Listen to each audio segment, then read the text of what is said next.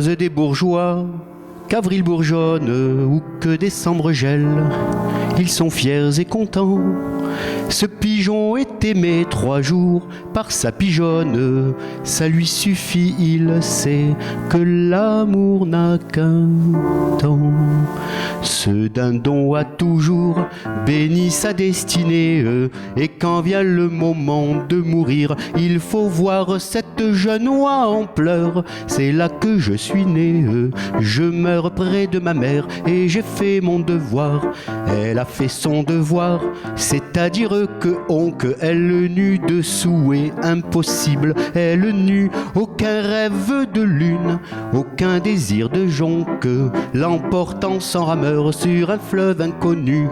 Et tous sont ainsi faits, vivre la même vie, toujours pour ces gens-là. Cela n'est point hideux, ce canard n'a qu'un bec et n'eut jamais envie ou de n'en plus avoir ou bien d'en avoir deux. Ils n'ont aucun besoin de baiser sur les lèvres et loin des songes vains, loin des soucis cuisants, possèdent pour tout cœur un viscère sans fièvre, un coucou régulier et garanti 10 ans. Oh les gens bienheureux, tout à coup dans l'espace, si haut qu'il semble aller lentement, un grand vol en forme de triangle arrive, plane et passe. Où vont-ils? Qui sont-ils? Comme ils sont loin du sol. Regardez-les passer, eux, ce sont les sauvages. Ils vont tout leur désir leveux par-dessus monts et bois et mer et vent, et loin des esclavages. L'air qu'ils boivent ferait éclater vos poumons. Regardez-les avant d'atteindre sa chimère. Plus d'un l'aile rompu et du sang plein les yeux mourra. Ces pauvres gens ont aussi femme et mère et savent les aimer aussi bien que vous mieux. Pour choyer cette femme et nourrir cette mère, ils pouvaient devenir volailles comme vous, mais ils sont avant tout des fils de la chimère, des assoiffés d'azur, des poètes, des fous. Regardez-les, vieux coqs, jeunes oies édifiantes, rien de vous ne pourra monter aussi haut qu'eux, et le peu qui viendra, deux à vous, c'est leur fiente. Les bourgeois sont troublés de voir passer les gueux. Regardez-les, vieux coqs, jeunes oies édifiantes, rien de vous ne pourra monter aussi haut qu'eux, et le peu qui viendra, deux à vous, c'est leur fiente. Les bourgeois sont troublés de voir passer les gueux.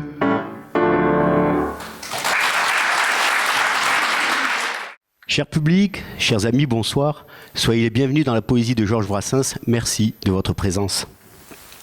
Alors ce poème que vous venez d'entendre n'est pas de Brassens, mais d'un poète français à cheval entre le 19e et le 20e siècle, Jean Richepin. Il s'intitule « Les oiseaux de passage ». Brassens a mis ce poème en musique car il est assurément de ceux-là, de ces oiseaux de passage assoiffés d'azur, ivres de folie, et qui laissent loin derrière eux les animaux de ferme, semblables aux bourgeois dans leur mode de vie. Ivre depuis l'enfance de chansons, car tout le monde chantait chez lui, il découvre la poésie vers 16-17 ans grâce à Alphonse Bonafé, son professeur de lettres au collège de Sète. Pendant la guerre, et jusqu'à l'apparition du phénomène Brassens en 1952, il va vivre chez la Jeanne, une amie de sa tante, dans un véritable taudis, dira-t-il, sans eau ni électricité. Il va alors pendant une dizaine d'années s'enivrer de poésie, étudiant et dévorant tous les poètes, tous les styles, du XVe siècle avec François Villon et jusqu'à ses contemporains. Pour pouvoir assouvir sa soif d'écriture et de poésie, il imaginait aisément ne rien faire d'autre au risque d'avoir une vie misérable, sans revenus ni confort. D'ailleurs, à propos du confort, il avait une jolie formule. Il disait « J'ai un sens tout à fait exceptionnel de l'inconfort. Le confort, je m'en fous. Pour moi, le confort, c'est un brin d'herbe. » C'est une jolie formule. D'ailleurs, les lettres que Brassens écrira entre 1946 et 1951 à son ami Roger Toussenot sont un véritable témoignage de ce voyage au bout de la misère. Enfant, Brassens se croyait un monstre. Il dit Je vivais toujours très retiré, et comme je sentais que tout ce que je pensais, tout ce que je pouvais imaginer, tout ce que je pouvais concevoir à ce moment-là risquait de m'attirer des ennuis, c'est-à-dire de me faire déconsidérer, alors je le taisais. J'étais un monstre à l'intérieur, je me croyais anormal. Comme je voyais que mes idées n'étaient pas celles des autres, je me prenais pour un monstre. Après, je me suis rendu compte que c'était les autres qui étaient des monstres. Déjà là, on peut sentir cet esprit subversif en germe et qui, au travers de ce qu'il écrira, remettra en cause tout ce qui est ordre établi, pouvoir, enfin, tout ce qui doit dicter à l'homme comment il doit se comporter, agir et penser. Cela le scandalisait, car c'était pour lui l'individu, dans sa différence, sa spécificité, sa nature profonde qui était remise en cause. Alors que pour Brassens, c'est là le trésor le plus précieux et le plus essentiel de tout être humain. Imaginons par exemple toute la poésie de Brassens, sans cet esprit subversif fort et singulier, cela aurait enlevé toute la beauté de son œuvre, et nous serions passés à côté de quelqu'un, assurément. Alors bien sûr, devant un tel esprit, cet homme si riche et complexe s'est vu affublé de bon nombre d'étiquettes, afin de mieux être censuré, muselé. Concernant les étiquettes, il répondait tranquillement. Vous savez, les gens ont besoin de coller des étiquettes, sinon ils ne s'y retrouveraient pas.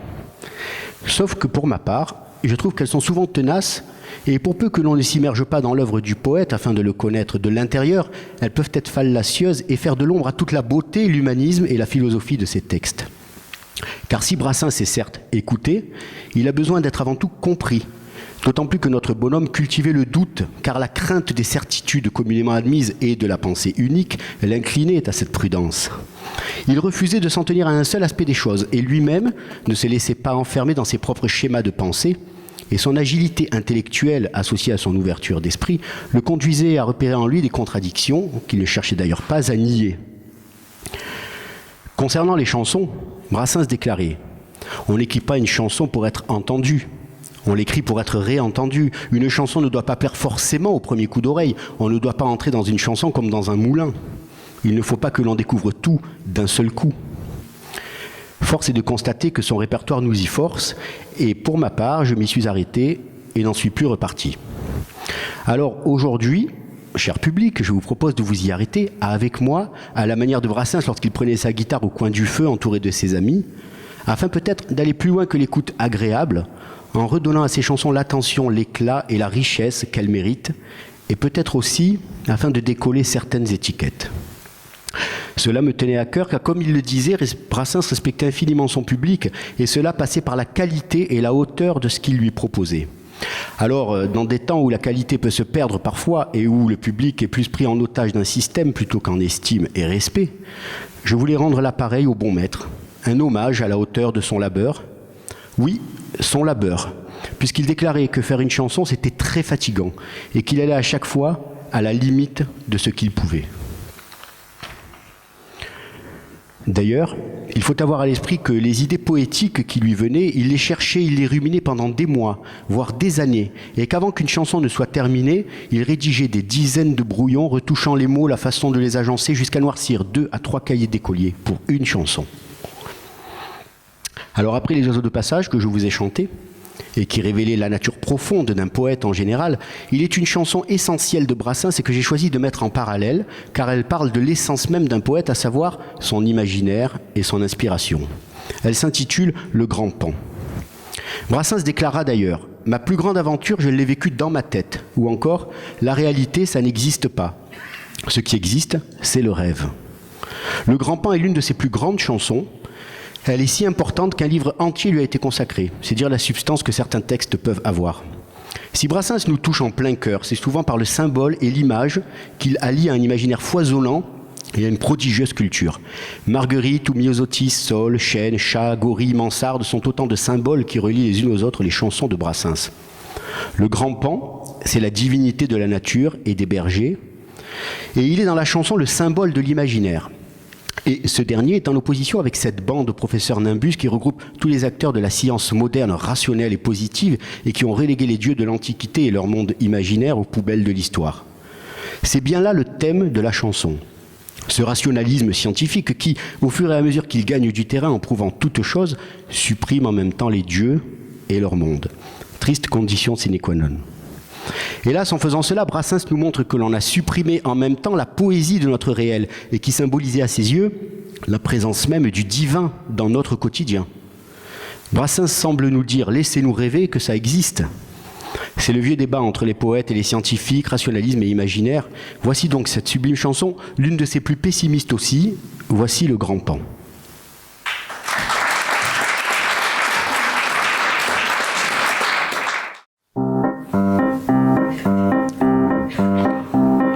Du temps que régnait le grand pan, les dieux protégeaient les ivrognes, un tas de génies titubants, au nez rouge à la rouge trogne, dès qu'un homme vidait les cruchons, qu'un sac à vin faisait carousse, il venait en bande à ses trousses compter les bouchons. La plus humble piquette était alors bénie, distillée par Noé, Silène et compagnie. Le vin donnait un lustre au pire des Minus, et la poindre Pochard avait tous deux Bacchus, mais se touchant le crâne en criant « J'ai trouvé !» la bande au professeur Nimbus est arrivé, qui s'est mis à frapper les cieux d'alignement, chasser les dieux du firmament. Aujourd'hui, ça et là, les gens boivent encore, et le feu du nectar fait toujours luire les trognes, mais les dieux ne répondent plus pour les ivrognes. Bacchus est alcoolique et le grand pan est mort. Quand deux imbéciles heureux s'amusaient à des bagatelles, un tas de génies amoureux venaient leur tenir la chandelle du fin fond des Champs-Élysées. Dès qu'ils entendaient un « je t'aime », ils accouraient à l'instant même compter les baisers. La plus humble amourette était alors bénie, sacrée par Aphrodite, Eros et compagnie. L'amour donnait un lustre au pire des Minus, et la moindre amoureuse avait tous deux Vénus. Mais se touchant le crâne en criant « J'ai trouvé !» la bande au professeur Nimbus est arrivé, qui s'est mis à frapper les cieux d'alignement, chasser les dieux du firmament. Aujourd'hui, ça et là, les cœurs battent encore, et la règle du jeu de l'amour est la même, mais les dieux ne répondent plus de ceux qui s'aiment. Vénus s'est faite femme et le grand pan est mort. Et quand fatal sonnait l'heure de prendre un linceul pour costume, un tas de génies l'œil en pleurs vous offraient les honneurs posthumes pour aller au céleste empire. Dans leur barque ils venaient vous prendre, c'était presque un plaisir de rendre le dernier soupir. La plus humble dépouille était alors bénie, embarquée par Charon, Pluton et compagnie. Au pire des Minus, l'âme était accordée, et le moindre mortel avait l'éternité. Mais se touchant le crâne en criant « J'ai trouvé !» la bande au professeur Nimbus est arrivé, qui s'est mis à frapper les cieux d'alignement, chasser les dieux du firmament. Aujourd'hui, ça et là, les gens passent encore, mais la tombe est hélas la dernière demeure, et les dieux ne répondent plus de ceux qui meurent. La mort est naturelle et le grand pan est mort, et l'un des derniers dieux, l'un des derniers suprêmes ne doit plus se sentir tellement bien lui-même. Un beau jour on va voir le Christ descendre du calvaire en disant dans sa lippe « Merde, je ne joue plus pour tous ces pauvres types, j'ai bien peur que la fin du monde soit bien triste. »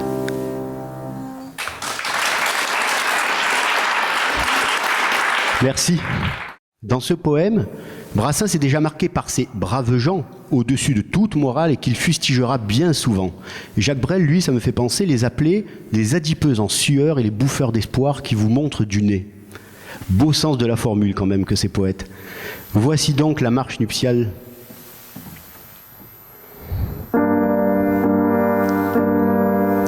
Mariage d'amour, mariage d'argent, j'ai mu ce mariage contrarier toutes sortes de gens, des gens de basse source et des grands de la terre, des prétendus coiffeurs, des soi-disant notaires.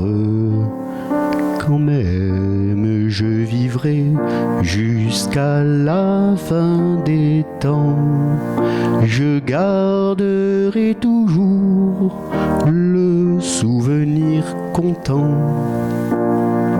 du jour de pauvres noces où mon père et ma mère s'allèrent épouser devant monsieur le maire.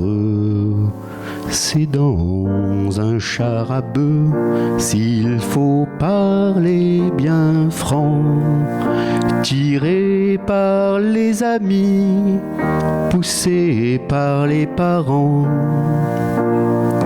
que les vieux amoureux firent leurs épousailles après longtemps d'amour, longtemps de fiançailles. Cortège nuptial hors de l'ordre courant, la foule nous couvait d'un œil protubérant. Nous étions contemplés par le monde futile qui n'avait jamais vu de noces de ce style. Voici le vent qui souffle emportant crève-cœur le chapeau de mon père et les enfants de cœur. Voilà la pluie qui tombe en pesant bien ses gouttes, comme pour empêcher la noce coûte que coûte. Je n'oublierai jamais la mariée en pleurs, berçant comme une poupée son gros bouquet de fleurs.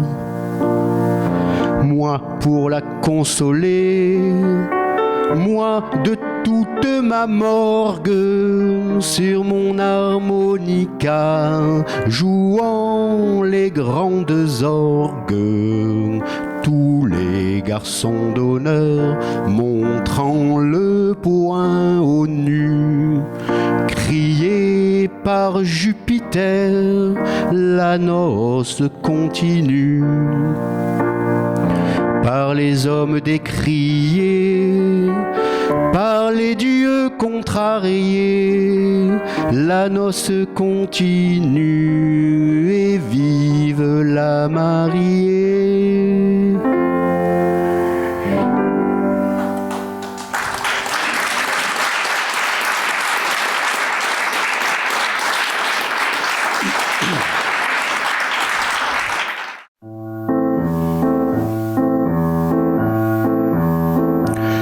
Avec une bêche à l'épaule, avec à la lèvre un doux chant, avec à la lèvre un doux chant, avec à l'âme un grand courage, il s'en allait trimer au champ. Pauvre Martin, pauvre misère, creuse la terre, creuse le temps, pour gagner le pain de sa vie, de l'aurore jusqu'au couchant, de l'aurore jusqu'au couchant, il s'en allait bêcher la terre en tous les lieux, par tous les temps. Pauvre Martin, pauvre misère, creuse la terre, creuse le temps, sans laisser voir sur son visage ni l'air jaloux, ni l'air méchant, ni l'air jaloux, ni l'air méchant. Il retournait le chant des autres, toujours bêchant, toujours bêchant. Pauvre Martin, pauvre misère, creuse la terre, creuse le temps. Et quand la mort lui a fait signe de labourer son dernier champ, de labourer son dernier champ, il creusa lui-même sa tombe en faisant vite, en se cachant. Pauvre Martin, pauvre misère, creuse la terre, creuse le temps. Il creusa lui-même sa tombe en faisant vite, en se cachant, en faisant vite, en se cachant. Il s'y étendit sans rien dire pour ne pas déranger les gens.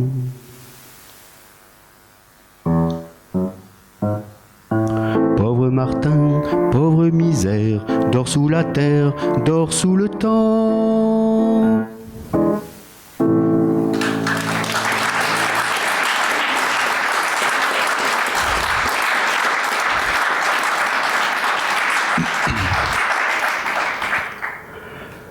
Le vieux Léon est quelqu'un que Brassens a connu comme ça, de loin. C'était un homme qui jouait de l'accordéon dans la rue, entre la rue de Vanves et le quartier de la Gaîté à Paris. À sa mort, Brassens n'en a pas fait cas, mais plus tard, il a écrit un poème à la versification remarquable sur des vers de 4 syllabes, une prouesse d'écriture. Ce texte est poignant car en plus de parler d'une humble personne, il s'agit ici d'un hommage teinté d'amitié, tout en retenue et en pudeur, avec cette façon qu'a Brassens de tout dire, sans jamais lâcher la bonde à ses pleurs.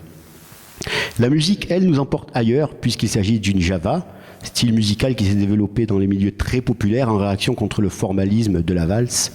Voici cet hommage magnifique, ce texte sublime, voici le vieux Léon.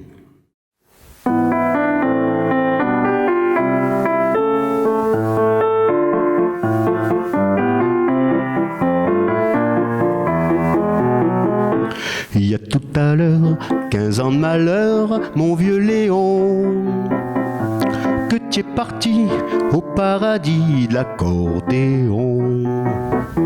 Parti bon train, voir s'il bastringue et la java, avait gardé droit de citer chez Jéhovah.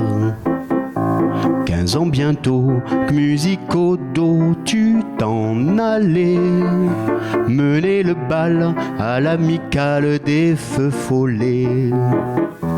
En cet asile, par Sainte-Cécile, pardonne-nous de n'avoir pas su faire cas de ton bignou. C'est une erreur, mais les joueurs d'accordéon, au grand jamais, on ne les met au Panthéon. Mon vieux, t'as dû te contenter du chant de navet, sans grande pompe et son pompon et sans ave. Mais les copains suivaient le sapin, le cœur serré, en rigolant pour faire semblant de ne pas pleurer. Et dans nos cœurs, pauvres joueurs d'accordéon, il fait ma foi beaucoup moins froid qu'au Panthéon. Depuis mon vieux, qu'au fond des cieux, tu as fait ton trou, il a coulé de l'eau sous les ponts de chez nous. Les bons enfants de la rue devant va la Gaîté, l'un comme l'autre au gré des flots furent emportés. Mais aucun d'eux n'a fait fi de son temps jadis, tous sont restés de partie des myosotis. Tous ces pierrots ont le cœur gros, mon vieux Léon, en entendant le moindre chant d'accordéon. Quel temps fait-il chez les gentils de l'au-delà? Les musiciens ont-ils enfin trouvé le la?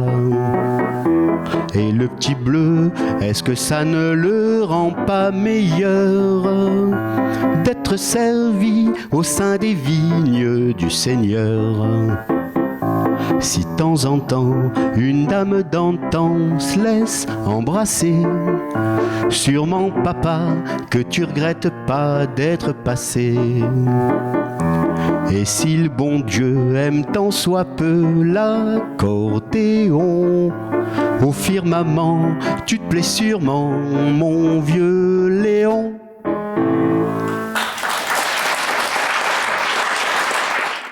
Alors bien sûr, il est une chanson célèbre qui regroupe toute cette famille des pauvres gens et qui s'apparente à cette maxime connue: il ne faut pas se fier aux apparences, surtout lorsque l'apparence paraît misérable et qu'elle recèle un trésor.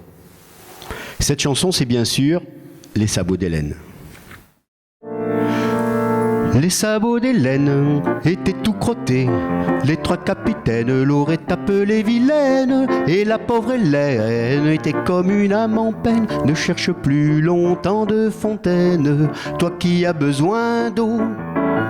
Ne cherche plus aux larmes d'Hélène, va t'en remplir ton seau. Moi j'ai pris la peine de les déchausser, les sabots d'Hélène, moi qui ne suis pas capitaine, et j'ai vu ma peine bien récompensée dans les sabots de la pauvre Hélène, dans ses sabots crottés.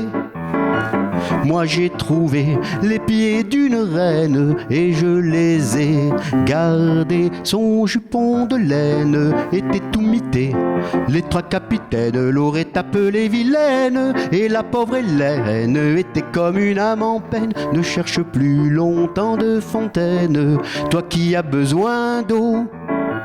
Ne cherche plus aux larmes d'Hélène, va t'en remplir ton seau. Moi j'ai pris la peine de le retrousser, les jupons d'Hélène, moi qui ne suis pas capitaine, et j'ai vu ma peine bien récompensée sous le jupon de la pauvre Hélène, sous son jupon mité.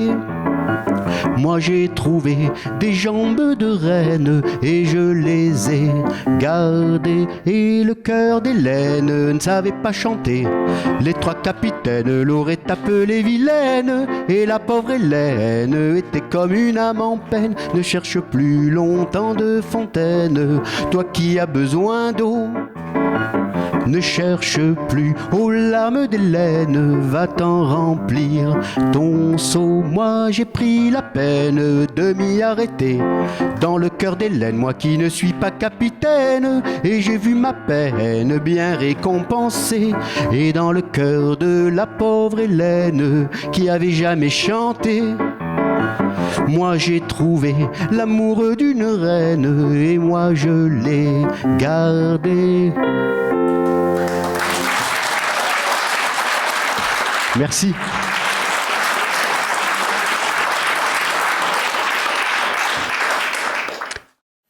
Alors dans cette chanson, Brassens fait référence à la chanson folklorique En passant par la Lorraine, et qui dit qu'Hélène y rencontre trois capitaines qui lui disent qu'elle est vilaine, dans le sens mal habillée, car eux sont en bel uniforme, et du coup ils ne savent pas voir la beauté d'Hélène ni le bonheur authentique dont elle aurait pu les gratifier.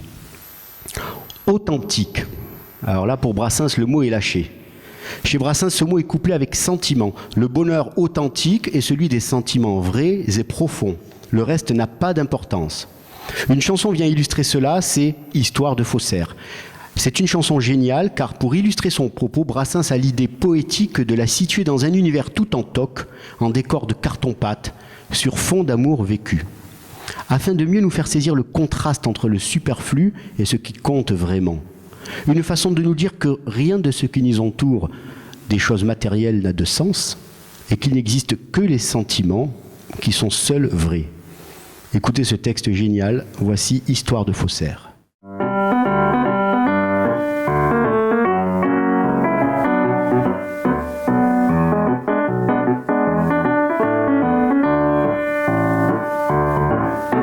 Se découpant sur champ d'azur, la ferme était fausse bien sûr, et le chaume servant de toit synthétique comme il se doit.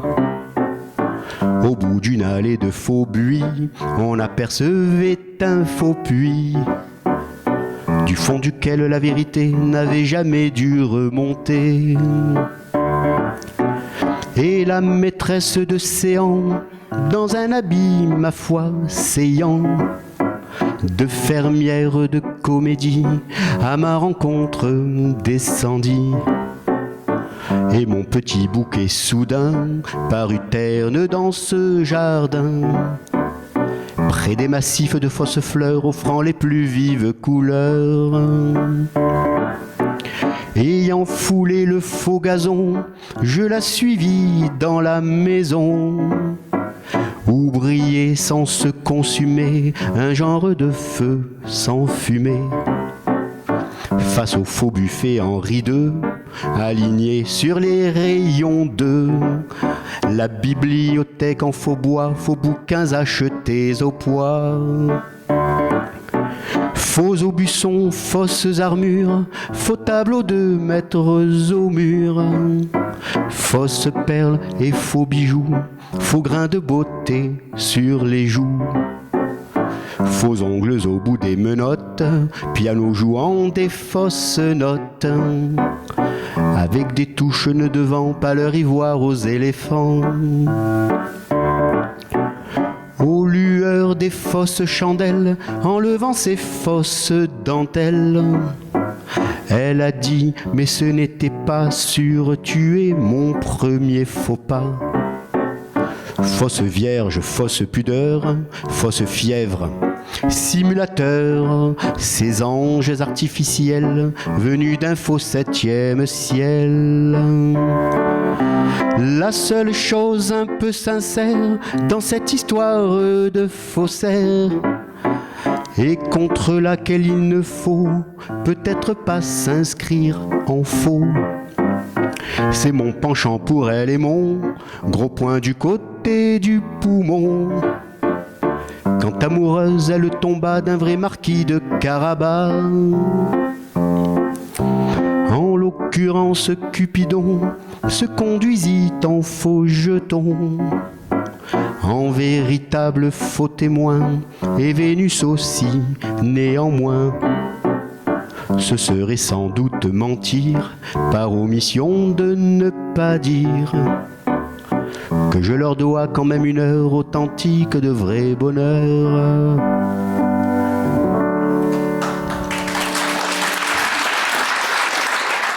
Il est une autre chanson, plus connue du grand public, dans laquelle Brassens chante ce qu'il serait advenu de lui s'il avait cédé à toutes les tentations que prodigue la gloire, s'il n'était pas resté authentique, justement. Cette chanson, vous la connaissez, c'est « Auprès de mon arbre ». Magnifique. Dans cette chanson, en fait, Brassens se repent de ce qu'il n'a pas fait, en quelque sorte. Il se serait laissé pervertir s'il avait écouté certains producteurs du showbiz qui lui disaient de laisser tomber la guitare, de changer de nom, ainsi que de coupe de cheveux, d'aller dans les dîners mondains pour y faire des courbettes.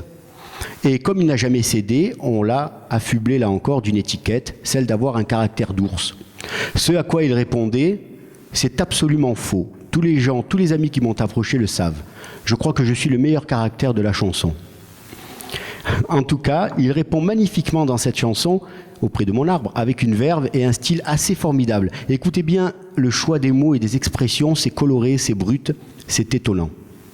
À propos des arbres, Brassens les aimait beaucoup. Il a dit « J'étais né pour être un arbre et devenir grand sans artifice. L'état d'homme me ronge le cœur. Je pense que celui qui a planté un arbre dans sa vie n'a pas vécu pour rien. » Alors si le chêne était un arbre sacré dans de nombreuses cultures antiques, symbolisant la sagesse, Brassens l'investit de deux autres valeurs, la fidélité et l'authenticité. Voici Auprès de mon arbre, un petit chef-d'œuvre. J'ai plaqué mon chêne comme un saligot, mon copain le chêne, mon alter ego. On était du même bois, un peu rustique, un peu brut, dont on fait n'importe quoi, sauf naturellement les flûtes. J'ai maintenant des frênes, des arbres de Judée, tous de bonnes graines, de haute futée. Mais toi tu manques à l'appel, ma vieille branche de campagne, mon seul arbre de Noël, mon mât de cocagne. Auprès de mon arbre, je vivais heureux. J'aurais jamais dû m'éloigner de mon arbre. Auprès de mon arbre, je vivais heureux. J'aurais jamais dû le quitter des yeux. Je suis un pauvre type, j'aurais plus de joie. J'ai jeté ma pipe, ma vieille pipe en bois, qui avait fumé sans se fâcher, sans jamais me brûler la lippe, le tabac de la vache enragée dans sa bonne vieille tête de pipe. J'ai maintenant des pipes d'écume ornées de fleurons, de ces pipes qu'on fume en levant le front. Mais je retrouverai plus ma foi dans mon cœur ni sur ma lippe le goût de ma vieille pipe en bois, sacré nom d'une pipe. Auprès de mon arbre, je vivais heureux. J'aurais jamais dû m'éloigner de mon arbre. Auprès de mon arbre, je vivais heureux. J'aurais jamais dû le quitter des yeux. Le surnom d'infâme me va comme un gant. D'avec ma femme, j'ai foutu le camp. Parce que depuis tant d'années, c'était pas une sinécure de lui voir tout le temps le nez au milieu de la figure. Je bats la campagne pour dénicher la nouvelle compagne, Valancelle-là, qui bien sûr laissait beaucoup trop de pierres dans les lentilles, mais se pendait à mon cou quand je perdais mes billes. Auprès de mon arbre, je vivais heureux. J'aurais jamais dû m'éloigner de mon arbre. Auprès de mon arbre, je vivais heureux. J'aurais jamais dû le quitter des yeux. J'avais une mansarde pour tout logement, avec des lézardes sur le firmament. Je le savais par cœur depuis, et pour un baiser la course, j'emmenais mes belles de nuit faire un tour sur la grande ourse. J'habite plus de mansarde, il peut désormais tomber des hallebardes, je m'en bats l'œil, mais si quelqu'un monte aux cieux, moins que moi j'y paie des prunes, y a 107 ans qui dit mieux que j'ai pas vu la lune. Auprès de mon arbre, je vivais heureux. J'aurais jamais dû m'éloigner de mon arbre. Auprès de mon arbre, je vivais heureux. J'aurais jamais dû le quitter des yeux.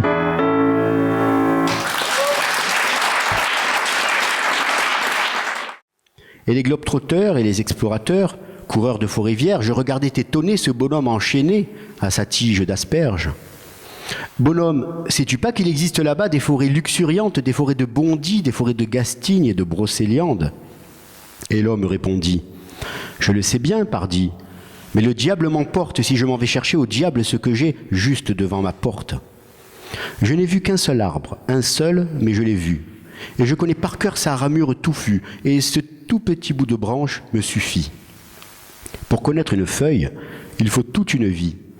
Si l'envie vous prenait de vous pendre haut et court, soyez gentil, ne vous pendez pas à mon arbre. Il n'avait jamais voyagé plus loin que l'ombre du clocher. C'était l'autochtone absolu, l'homme d'un seul pays, pas plus. Et les globetrotteurs et les explorateurs, tous les gens du voyage, regardaient étonnés ce bonhomme cantonné dans son petit village. Bonhomme, sais-tu pas qu'il existe là-bas, derrière tes montagnes, des pays merveilleux, des pays fabuleux, des pays de cocagne? Et l'homme répondit, je le sais bien, pardi, mais le diable m'emporte si je m'en vais chercher au diable ce que j'ai juste devant ma porte. Je n'ai vu qu'un village, un seul, mais je l'ai vu. Et ces 4 maisons ont su combler ma vue, et ce tout petit bout de monde me suffit. Pour connaître une rue, il faut toute une vie. Si l'envie vous prenait de tirer le canon, soyez gentil, ne tirez pas sur mon village. Il n'avait embrassé personne que sa fiancée. C'était le fidèle absolu, l'homme d'un seul amour, pas plus. Et les globetrotteurs et les explorateurs, friands de bagatelles, regardaient étonnés ce bonhomme enchaîné à son bout de dentelle. Bonhomme, sais-tu pas qu'il existe là-bas des beautés par séquelles et qu'on peut sans ennui connaître 1000 nuits de noces avec elles? Et l'homme répondit, je le sais bien, pardi, mais le diable m'emporte si je m'en vais chercher loin d'ici ce que j'ai juste devant ma porte. Je n'ai vu qu'un amour, un seul, mais je l'ai vu. Et ce grain de beauté a su combler ma vue, et ce tout petit bout de Vénus me suffit. Pour connaître une femme, il faut toute une vie. Si l'envie vous prenait de courir les jupons, soyez gentil, ne courez pas après ma belle.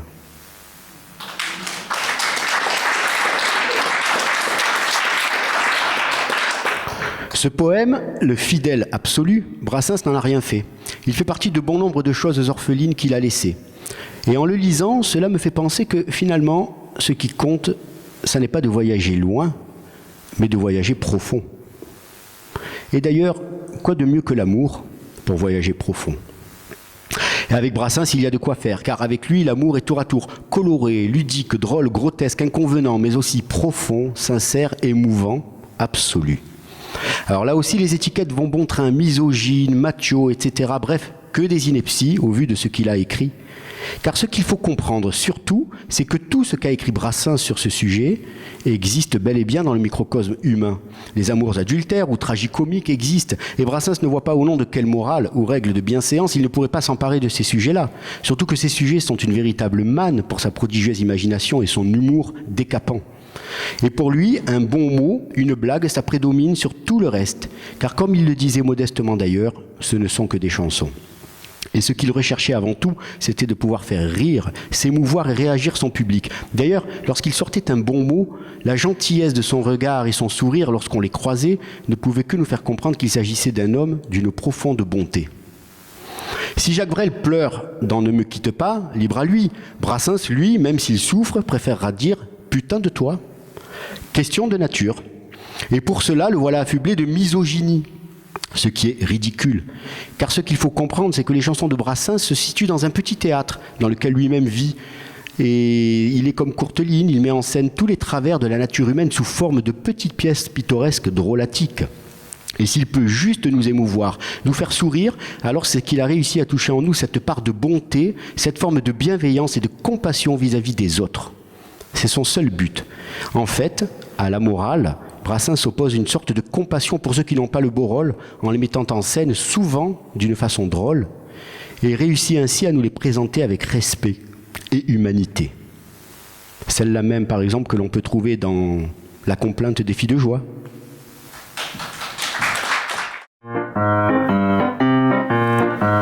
Bien que ces vaches de bourgeois, bien que ces vaches de bourgeois, les appellent des filles de joie, les appellent des filles de joie, c'est pas tous les jours qu'elles rigolent, parole, parole, c'est pas tous les jours qu'elles rigolent.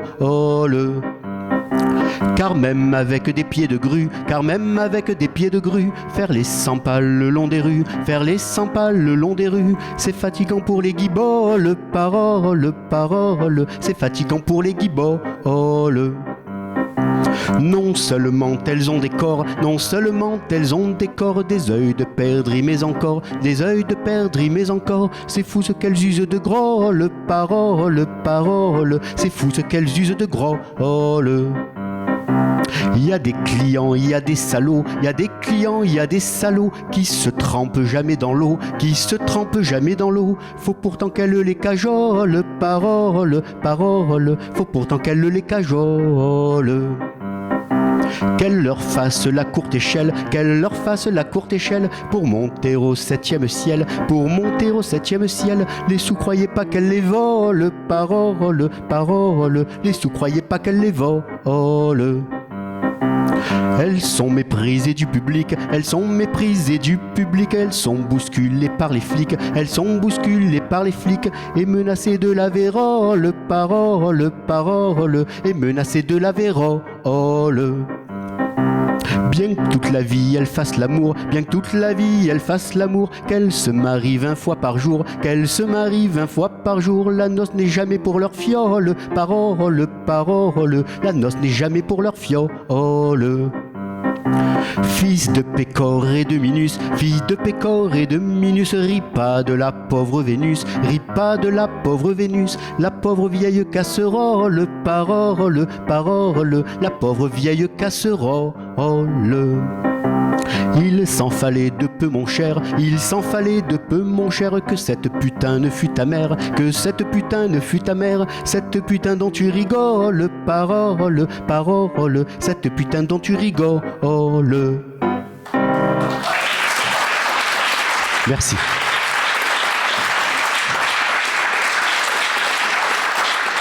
Chanson des filles de joie ont écrit une lettre à Brassens qui l'a beaucoup touché. Car en se souciant d'elles, en évoquant leur réalité, le mépris, la saleté, la brutalité, la maladie, il les rend tout simplement humaines avant tout. Dans le texte qui suit, que j'ai décidé de vous lire et qui s'intitule « Concurrence déloyale », il va encore plus loin que la chanson précédente. En effet, là il dénonce certaines catégories de femmes apparemment au-dessus de tout soupçon, mais qui finalement se comportent presque comme des filles de joie. Mais celle-là, on n'en parle jamais.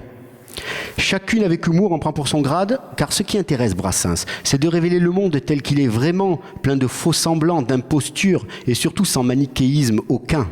Non, un voleur n'est pas forcément une mauvaise personne, et un flic une personne droite et honnête, sous prétexte qu'il est le garant de l'ordre. D'ailleurs, dans une chanson, il dit cette phrase formidable que l'on peut méditer, « Comme je n'étais qu'un salaud, je me fis honnête ». Voici donc concurrence déloyale. Il y a péril en la demeure, depuis que les femmes de bonne humeur, ces troubles fêtes, jalouses de Manon Lescaut, viennent débiter leur gigot à la sauvette. Elles ôtent le bonhomme de dessus, la brave horizontale déçue, elles prennent sa place. De la bouche au pauvre tapin, elles retirent le morceau de pain, c'est dégueulasse. En vérité, je vous le dis, il n'y en a plus qu'en Normandie, il y a de pommes. Sainte-Madeleine, protégez-nous, le métier de femme ne nourrit plus son homme. Il y a ces gamines de malheur, ces gosses qui, tout en suçant leur pouce de fillette, se livrent au détournement de majeurs et, vénalement, troussent leur layette. Il y a ces rombières de qualité, ces punaises de salon de thé, qui se prosternent, qui, pour redorer leur blason, viennent accrocher leur vison à la lanterne. Il y a ces petites bourgeoises faux culs, qui, d'accord avec leur cocu clair de notaire, au prix de gros vendent leur corps, leur charme qui flirte encore la pomme de terre. Lors, délaissant la fille de joie, le client peut faire son choix, tout à sa guise, et se payer beaucoup moins cher des collégiennes, des ménagères et des marquises. Ajoutez à ça qu'aujourd'hui, la manie de l'acte gratuit se développe, que des créatures se font cul, butées à l'œil et sans calcul. Ah, les salopes! Elles ôtent le bonhomme de dessus, la brave horizontale déçue, elles prennent sa place. De la bouche au pauvre tapin, elles retirent le morceau de pain, c'est dégueulasse. Merci. Mais comme promis, venons-en maintenant à l'histoire d'amour proprement dite. Une histoire d'amour, c'est souvent dans les chansons. On s'est connus, on s'est aimé, on a rompu. C'est triste, mais c'est ainsi. Quoi de plus banal en somme ? Sauf qu'à la sauce Brassens, ça donne tout simplement un petit chef-d'œuvre d'invention poétique, une merveille stylistique et une mise en bouche savoureuse. Et pour cause, lorsqu'on voit les dizaines de brouillons successifs avant d'arriver à la forme définitive de la prochaine chanson intitulée « L'Amandier », on le comprend aisément. Cette chanson est touchée par la grâce. La façon de dire une rencontre, un amour vécu et la rupture qui s'ensuit est exceptionnelle. Voici l'Amandier et savourez.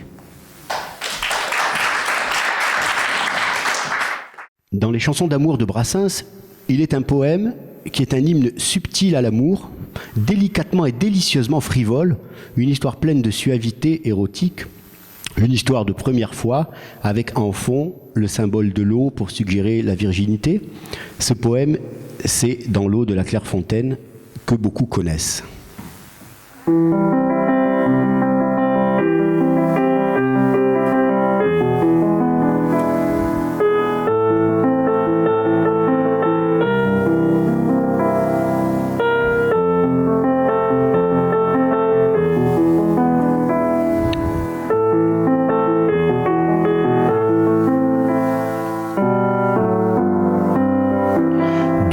La Clairefontaine, elle se baignait toute nue, une sotte de vent soudaine jeta ses habits dans les nues.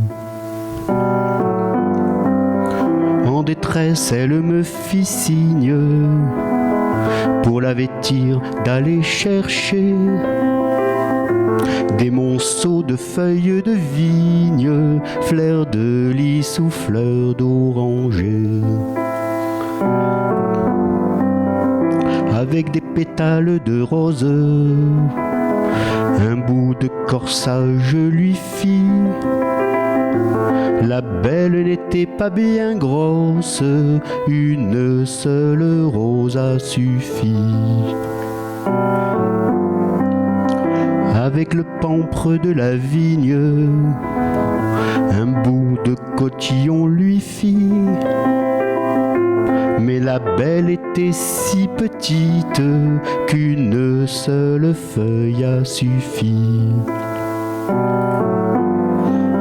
Elle me tendit ses bras, ses lèvres, comme pour me remercier.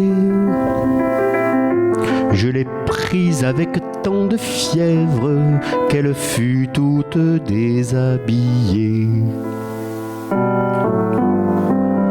Le jeu dut plaire à l'ingénieux, car à la fontaine souvent, elle s'alla baigner toute nue en priant Dieu qu'il fit du vent, qu'il fit du vent.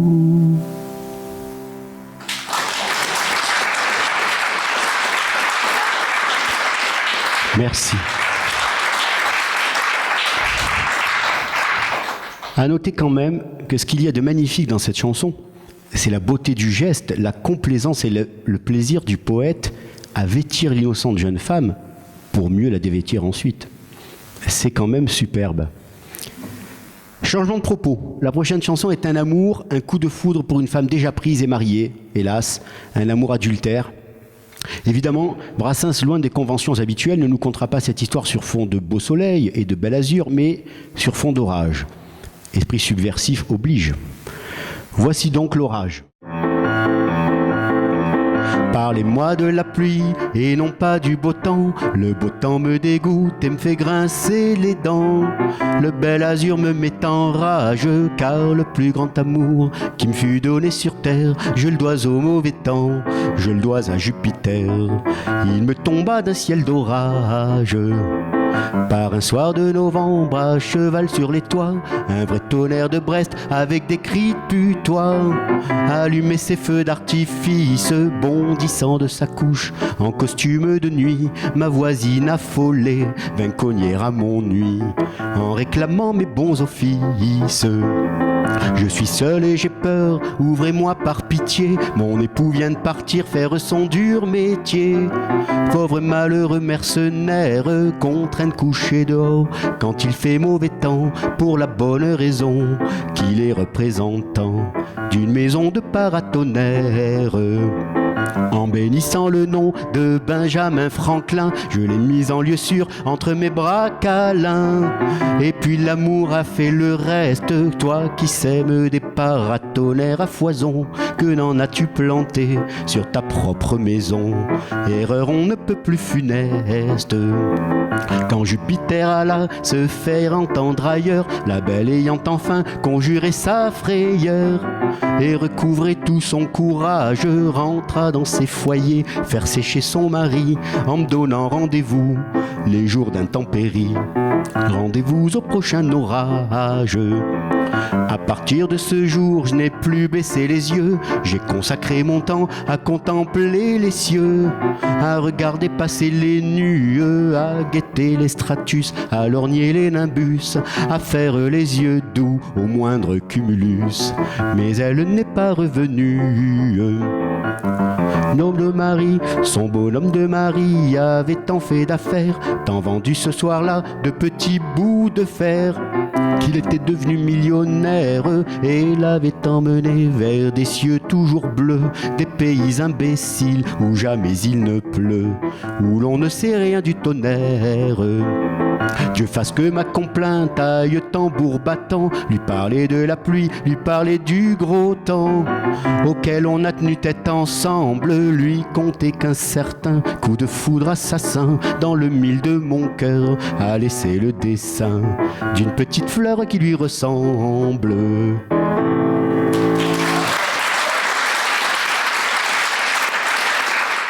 Et cette chanson me donne une réflexion. Elle nous amène bien sûr à la femme en général, que Brassens a tellement chanté. Dans cette chanson L'orage, on peut se demander si cette femme seule, qui va rejoindre notre poète, prétexte-t-elle la peur de l'orage afin d'assouvir une envie de plus, parce que c'est dans sa nature, ou bien est-ce une épouse délaissée dont le cœur est déserté par l'amour? Ça n'est pas pareil. Car à l'époque de Brassens, ou à celle de ses parents ou de ses grands-parents, les femmes étaient loin d'être émancipées. Beaucoup étaient des épouses soumises au machisme de leur mari qui, sous prétexte de ramener la paye à la maison, ne se souciaient pas de leurs ressentis. Et vous savez, quand dans les années 60, on voyait beaucoup de publicités qui vantaient le dernier aspirateur révolutionnaire ou la dernière cuisinière comme représentation du bonheur au féminin, avec la femme en tailleur arborant un large sourire derrière ses fourneaux, Brassens, lui, non seulement en doute fortement, mais s'en émeut. En plus d'être délaissé, à qui fera-t-on croire que le manque d'amour peut être comblé par l'accomplissement des tâches ménagères ? Non, pour notre poète, les femmes, autant que les hommes, ont tout autant besoin d'amour pour vivre, et si par désespoir, par solitude, elles se mettent juste à rêver quelquefois de se blottir dans les bras d'un autre, Brassens les comprend, les rassure, en leur disant que ça n'est pas un péché extrêmement grave, tout juste un péché véniel, par opposition au péché mortel si souvent brandi pour faire peur aux âmes pécheresses. Ce chant vibrant qui chante la condition de la femme délaissée et qui rêve à l'amour, c'est Pénélope, prénom choisi en référence à la femme d'Ulysse dans la mythologie grecque et qui attendra le retour de son mari durant 20 longues années. On aurait pu penser que Brassens n'aurait jamais écrit ce chant féministe, et pourtant, n'a-t-il pas déclaré un jour « Pour moi, la femme est une déesse ». Alors, pour vous, mesdemoiselles, mesdames, spécialement, voici Pénélope. Attention, chef-d'œuvre de délicatesse à la mélodie superbe.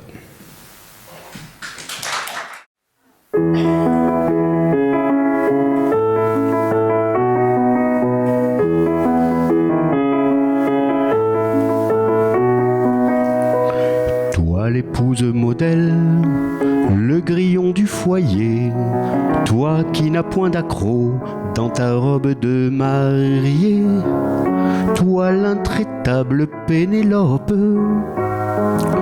en suivant ton petit bonhomme de bonheur, ne berces-tu jamais en tout bien, tout honneur, de jolies pensées interlopes, de jolies pensées interlopes. Derrière tes rideaux, dans ton juste milieu, en attendant le retour d'un Ulysse de banlieue, penché sur tes travaux de toile, les soirs de vague à l'âme et de mélancolie, n'as-tu jamais en rêve au ciel d'un autre lit compter de nouvelles étoiles, compter de nouvelles étoiles? N'as-tu jamais encore appelé de tes voeux l'amourette qui passe, qui vous prend aux cheveux, qui vous compte des bagatelles, qui met la marguerite au jardin potager, la pomme défendue aux branches du verger, et le désordre à vos dentelles, et le désordre à vos dentelles? N'as-tu jamais souhaité de revoir en chemin cet ange, ce démon qui son arc à la main décoche des flèches malignes, qui rend leur chair de femme au plus froide statue, les bascules de leur socle, bousculent leur vertu, arrache leurs feuilles de vigne, arrache leurs feuilles de vigne. Des craintes que le ciel ne t'en tienne rigueur, il n'y a vraiment pas là de quoi fouetter un cœur qui bat la campagne et galope. C'est la faute commune et le péché véniel, c'est la face cachée de la lune de miel et la rançon de Pénélope, et la rançon de Pénélope.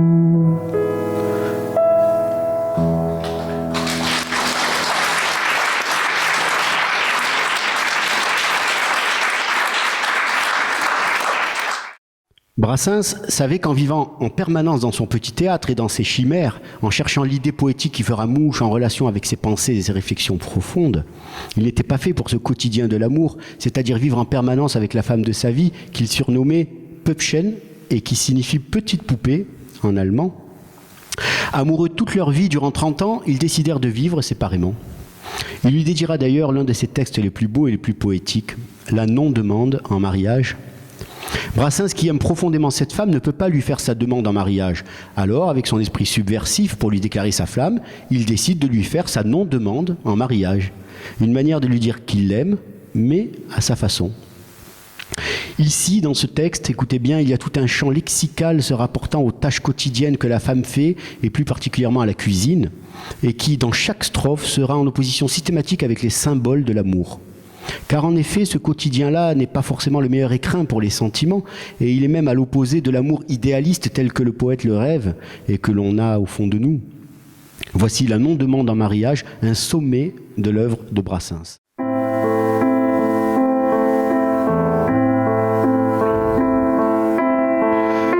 Mamie de grâce, ne mettons pas sous la gorge à Cupidon sa propre flèche.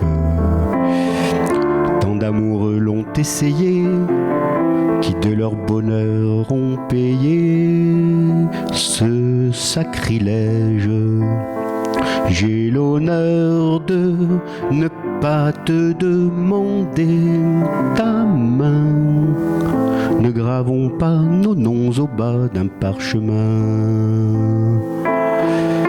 Laissons le champ libre à l'oiseau, nous serons tous les deux prisonniers sur parole. Au diable les maîtresses que qui attachent les cœurs aux queues des casseroles. J'ai l'honneur de ne pas te demander ta main. Ne gravons pas nos noms au bas d'un parchemin. Vénus se fait vieille souvent, elle perd son latin devant la lèche frite. À aucun prix moi je ne veux effeuiller dans le pot-au-feu la marguerite. J'ai l'honneur de ne pas te demander ta main. Ne gravons pas nos noms au bas d'un parchemin.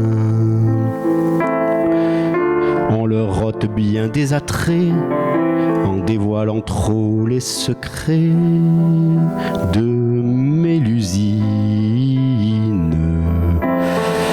L'encre des billets doux pâlit vite entre les feuillets des livres de cuisine. J'ai l'honneur de ne pas te demander ta main. Ne gravons pas nos noms au bas d'un parchemin. Il peut sembler de tout repos de mettre à l'ombre au fond d'un pot de confiture la jolie pomme défendue, mais elle est cuite, elle a perdu son goût nature. J'ai l'honneur de ne pas te demander ta main. Ne gravons pas nos noms au bas d'un parchemin. De servante n'est pas besoin, et du ménage et de ses soins. Je te dispense qu'en éternel fiancé à la dame de mes pensées, toujours je pense. J'ai l'honneur de ne pas te demander ta main. Ne gravons pas nos noms au bas d'un parchemin.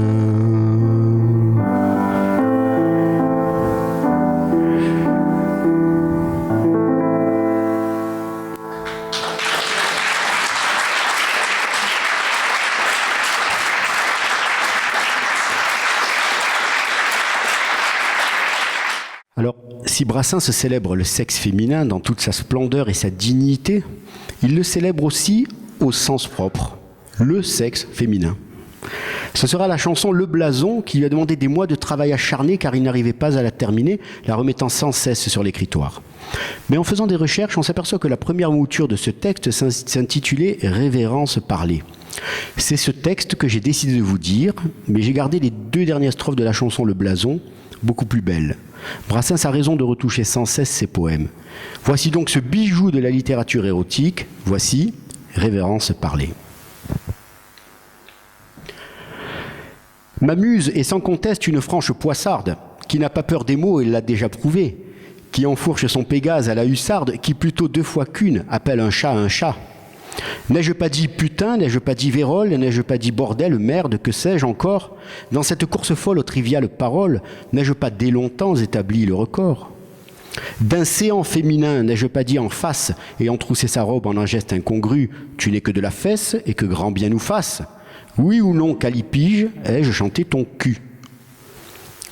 Cependant, n'en déplaise aux prudes imbéciles, ne pas mâcher les mots, c'est un art délicat. Nommer un chat, c'est souvent difficile, parfois même impossible. Aujourd'hui, c'est le cas. Car avant de partir sur la barque fatale, pour je ne sais quelle vague et morne terminus, j'eusse aimé célébrer, sans causer de scandale, le plus noble de tous les blasons de Vénus. Imitant de Marot l'élégant badinage, j'eusse aimé célébrer sans être inconvenant, tendre corps féminin, ton plus bel apanage, que tous ceux qui l'ont vu disent hallucinant. C'eût été mon ultime chant, mon chant du cygne, mon dernier billet doux, mon message d'adieu. Or, malheureusement, les mots qui le désignent le disputent à l'exécrable, à l'odieux.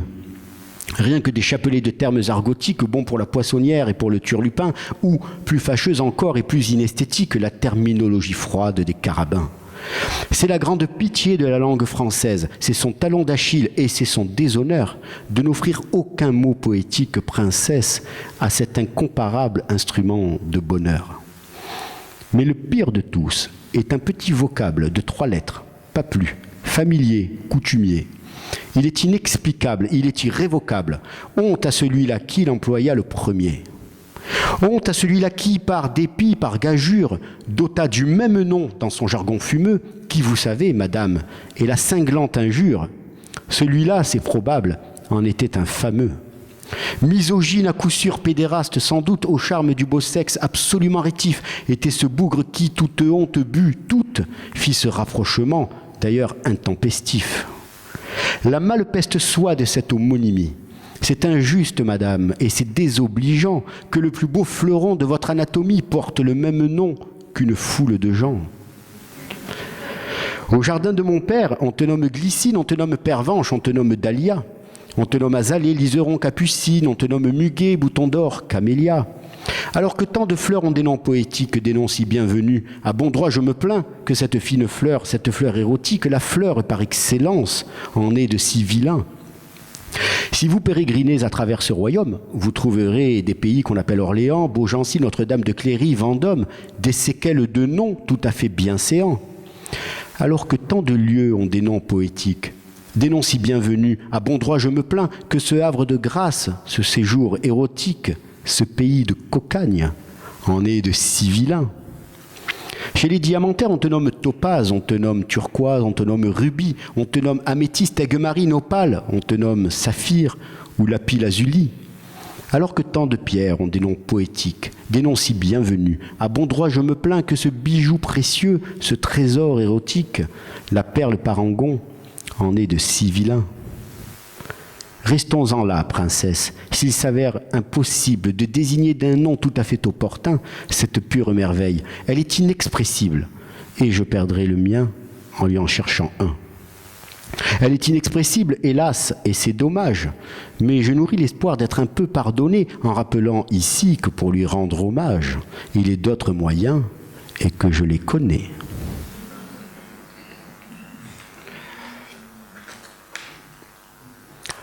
Alors, si Brassens célèbre le sexe féminin, évidemment, tel qu'on le connaît, il s'empresse de célébrer aussi l'autre fleuron de cette anatomie féminine. Je veux parler de cette rotondité qui pointe au bas du dos. Et oui, mais alors là, changement de style, changement de ton, car au lyrisme précédent fait place l'humour qui est de mise pour nous parler de cette Vénus calipige qui nous rend fous. Et voilà notre poète s'en prenant à l'art abstrait aux lignes aplanies et qui, devant tant de rondeur, ne peut pas faire le poids. Voici venir Vénus Callipyge. Que jamais l'art abstrait qui sévit maintenant n'enlève à vos attraits ce volume étonnant. Au temps où les focus sont la majorité, gloire à celui qui dit toute la vérité. Votre dos perd son nom avec si bonne grâce qu'on ne peut s'empêcher de lui donner raison. Que ne suis-je, madame, un poète de race, pour dire à sa louange un immortel blason. En le voyant passer, j'en eus la chair de poule. Enfin, je vins au monde, et depuis je lui voue un culte véritable, et quand je perds aux boules, en embrassant Fanny, je ne pense qu'à vous. Pour obtenir, madame, un galbe de cet ordre, vous devez torturer les gens de votre entour, donner au couturier bien du fil à retordre, et vous devez crever votre dame d'atour. Le règne est terminé de Vénus Callipyge, la Vénus Autantote est enfin détrônée. Même toute vêtue, vous lui faites la pige. Auprès de vous, la pauvre a l'air désincarnée. C'est le duc de Bordeaux qui s'en va tête basse, car il ressemble au mien comme 2 gouttes d'eau. S'il ressemblait au vôtre, on dirait quand il passe, c'est un joli garçon que le duc de Bordeaux. Ne faites aux aucun cas des jaloux qui professent que vous avez placé votre orgueil un peu bas, que vous présumez trop en somme de vos fesses. Et surtout, par faveur, ne vous asseyez pas. Laissez-les raconter qu'en sortant de calèche, la brise a fait voler votre robe et qu'on vit, écrite dans un cœur transpercé d'une flèche, cette expression triviale à Julot pour la vie.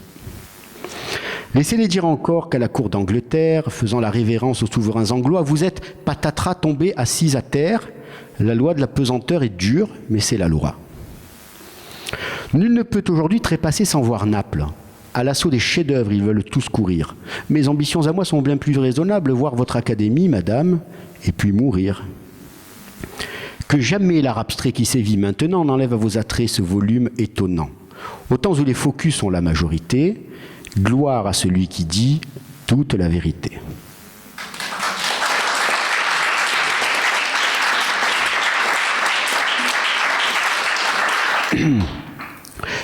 Mais cet humour-là n'empêche pas la puissance des sentiments, cette fidélité totale envers la femme de sa vie, cet amour indéfectible malgré le temps qui passe, puisque Saturne, ce dieu du temps implacable, fait cruellement vieillir les belles amoureuses et s'émouvoir leurs hommes émus en rappelant sans cesse le côté surnuméraire et éphémère de toute chose. Brassens dit son amour vibrant et fidèle à celle qu'il aime dans ce chant poignant et sublime qu'est la chanson Saturne. Écoutez bien le parallèle poétique qu'il fait lorsqu'il parle de la gabelle, qui était au Moyen-Âge l'impôt sur le sel. Rien que pour cela, il est un grand poète. Voici Saturne.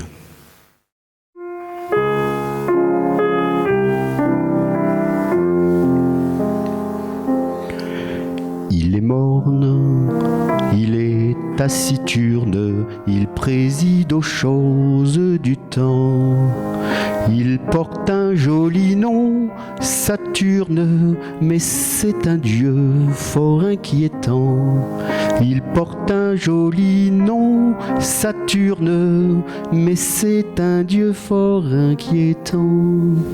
En allant son chemin morose pour se désennuyer un peu, il joue à bousculer les roses, le temps tue le temps comme il peut.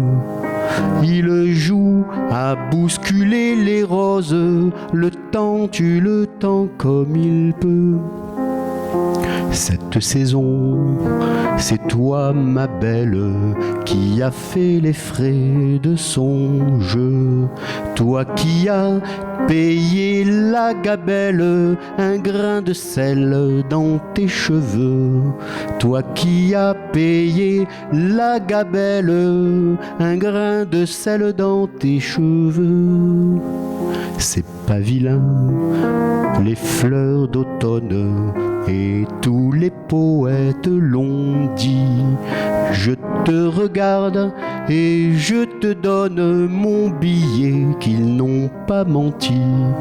Je te regarde et je te donne mon billet qu'ils n'ont pas menti.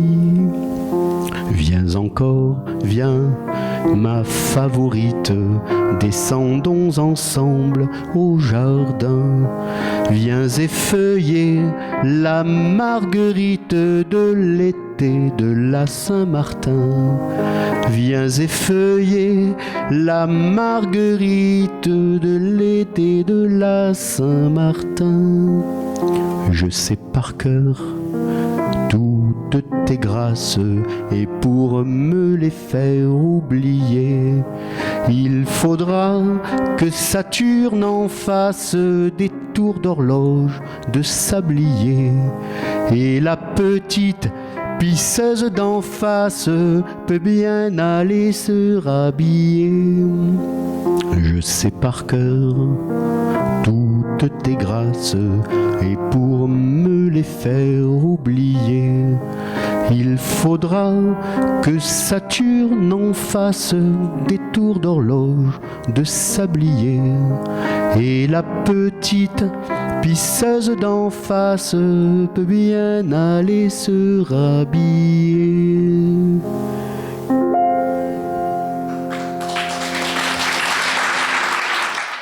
À ce stade de ce concert, connaissant Brassens, je suis sûr qu'il dirait qu'à trop célébrer le culte de la femme, que trop de débordements sentimentaux, c'est inconvenant. D'ailleurs, n'a-t-il pas écrit dans une chanson intitulée Le Modeste que mettre en plein soleil son cœur ou son cul, c'est pareil? Alors faisons plaisir au poète, et afin de rétablir l'équilibre, voici 2 chansons où la femme est enfin un peu mise à mal. Tout d'abord, je vous chanterai Misogynie à part, superbe de drôlerie et dans laquelle Brassens réussit à caser 24 fois quand même l'expression « elle m'emmerde ». Et cette expression est posée sur une mélodie au rythme comique et à propos. D'ailleurs, je n'ai pas dit mot encore sur les mélodies de Brassens, mélodies à la fois dans la tradition des chansons populaires, très travaillées et tellement narratives. D'ailleurs, il disait qu'il travaillait ses mélodies autant que ses textes, et il lui arrivait souvent de composer plusieurs musiques sur un même texte, afin de garder celle qui finalement s'imposerait au fil du temps. Le musicien que je suis en est convaincu et admiratif depuis longtemps. Après Misogynie à part, je vous chanterai Le mauvais sujet repenti, chanson dans laquelle la condition de la femme est beaucoup moins reluisante que dans les poèmes précédents. Vous apprécierez, j'en suis sûr, la truculence du poète. Voici Misogynie à part, plus communément appelée Elle m'emmerde, suivi du Mauvais sujet repenti.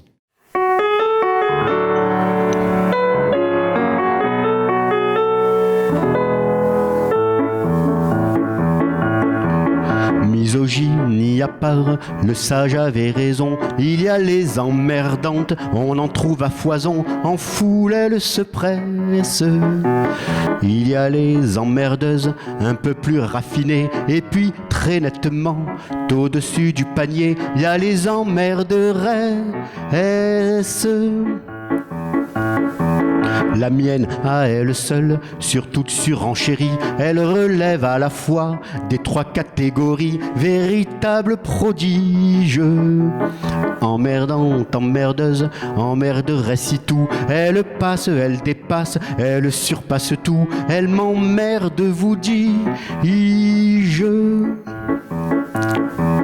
Mon Dieu, pardonnez-moi ces propos bien amers. Elle m'emmerde, elle m'emmerde, elle m'emmerde, elle m'emmerde, elle abuse, elle attige.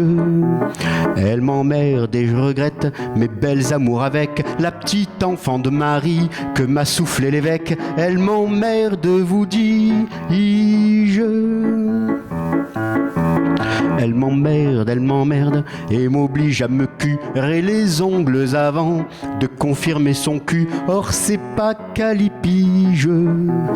Et la charité seule pousse ma main résignée vers ce cul rabat-joie, conique renfrogné. Elle m'emmerde, vous dis-je. Elle m'emmerde, je le répète, et quand elle me tape sur le ventre, elle garde ses gants et ça me désoblige. Outre que ça dénote un grand manque de tact, ça ne favorise pas tellement le contact. Elle m'emmerde, vous dis-je. Elle m'emmerde quand je tombe à genoux pour certaines dévotions qui sont bien de chez nous et qui donnent le vertige. Croyant l'heure venue de chanter le credo, elle m'ouvre tout grand son missel sur le dos. Elle m'emmerde, vous dis-je. Elle m'emmerde à la fornication. Elle s'emmerde avec ostentation. Elle s'emmerde, vous dis-je. Au lieu de s'écrier encore hardi, elle déclame du Claudel, j'ai bien dit. Alors ça me fige. Elle m'emmerde, j'admets que ce Claudel soit un homme de génie, un poète immortel, je reconnais son prestige. Mais qu'on aille chercher dedans son œuvre pie un aphrodisiaque, non ça c'est de l'utopie. Elle m'emmerde, vous dis-je. Elle m'emmerde, vous dis-je.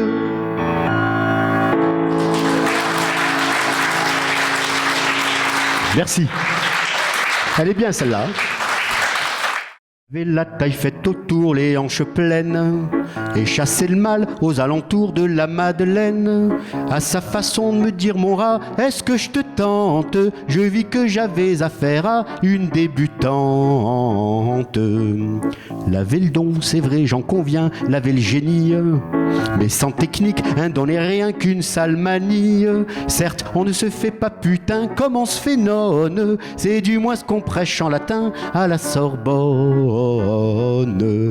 Me sentant rempli de pitié pour la donzelle, je lui enseignai de son métier les petites ficelles. Je lui enseignai le moyen de bientôt faire fortune en bougeant l'endroit où le dos ressemble à la lune. Car dans l'art de faire le trottoir, je le confesse, le difficile est de bien savoir jouer des fesses. On ne tortille pas son popotin de la même manière pour un droguiste, un sacristain, un fonctionnaire. Rapidement instruite par mes bons offices, elle m'investit d'une part de ses bénéfices. On s'aida mutuellement, comme dit le poète. Elle était le corps naturellement, puis moi la tête. Un soir, à la suite de manœuvres douteuses, elle tomba victime d'une maladie honteuse. Laurent tout bien toute amitié en fille probe, elle me passa la moitié de ses microbes. Après des injections aiguës d'antiseptiques, j'abandonnai le métier de cocu systématique. Elle eut beau pousser des sanglots, brère à tue-tête, comme je n'étais qu'un salaud, je me fis honnête. Sitôt privé de ma tutelle, ma pauvre amie courut essuyer du bordel les infamies. Paraît qu'elle se vend même à des flics, quelle décadence! Il n'y a plus de moralité publique dans notre France.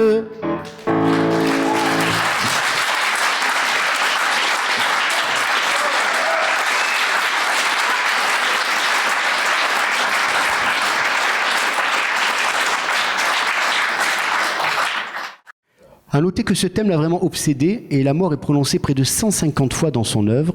Et c'est tant mieux car avec celui-ci, on atteint vraiment des sommets de diversité et d'invention poétique. Tout d'abord, j'ai choisi de vous présenter Oncle Archibald. Brassens a déclaré qu'il aimait beaucoup cette chanson, c'était l'une de ses préférées, et comme on le comprend. Ici, la mort nous est présentée tel un personnage de la commedia dell'arte. Quelle idée! C'est drôle, c'est savoureux et plein de malice. Je vous laisse découvrir cette rencontre insolite de l'oncle Archibald avec la mort, qui est présentée ici sous des aspects douteux, vous verrez. Et finalement, on se rendra compte que ça n'a rien de si terrible, car devant tant de bêtises humaines et d'injustices, force est de constater qu'il y a un certain soulagement à ne plus vivre. Voici donc Archibald, oncle Archibald et sa mélodie irrésistible.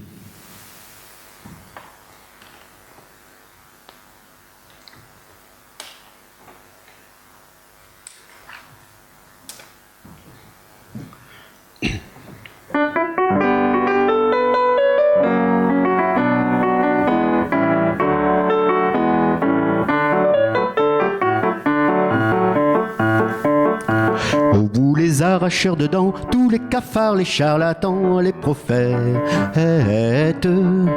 Comptez plus sur oncle Archibald pour payer les violons du bal à vos fêtes, à vos fêtes. En courant suce un voleur qui venait de lui chipper l'heure à sa montre. Oncle Archibald, coquin de sort, fit de sa majesté la mort. La rencontre, la rencontre. Telle une femme de petite vertu, elle arpentait le trottoir du cimetière. Aguichant les hommes en troussant un peu plus haut qu'il n'est descend son suaire, son suaire. Oncle Archibald, d'un ton gouailleur, lui dit « Va t'en faire pendre ailleurs ton squelette ». Filles des femelles décharnées, vivent les belles intentinées, rondelettes, rondelettes. Leur montant sur ses grands chevaux, la mort brandit la longue faux d'agronome, qu'elle serrait dans son linceul et faucha d'un seul coup d'un seul le bonhomme, le bonhomme. Comme il n'avait pas l'air content, elle lui dit « Ça fait longtemps que je t'aime ». Et notre hymen à tous les deux était prévu depuis le jour de ton baptême, ton baptême. Si tu te couches dans mes bras, alors la vie te semblera plus facile. Tu y seras hors de portée des chiens, des loups, des hommes et des imbéciles, imbéciles. Nul n'y contestera tes droits, tu pourras crier vive le roi sans intrigue. Si l'envie te prend de changer, tu pourras crier sans danger vive la ligue, vive la ligue. Ton temps de dupe est révolu, personne ne se paiera plus sur ta bête. Les plaitilmètres auront plus court, plus jamais tu n'auras à courber la tête, la tête. Et mon oncle emboîta le pas de la belle qui ne semblait pas si féroce. Et les voilà bras dessous, les voilà partis je ne sais où faire leurs noces, faire leurs noces. Oh vous les arracheurs de dents, tous les cafards, les charlatans, les prophètes. Comptez plus sur oncle Archibald pour payer les violons du bal à vos fêtes, à vos fêtes.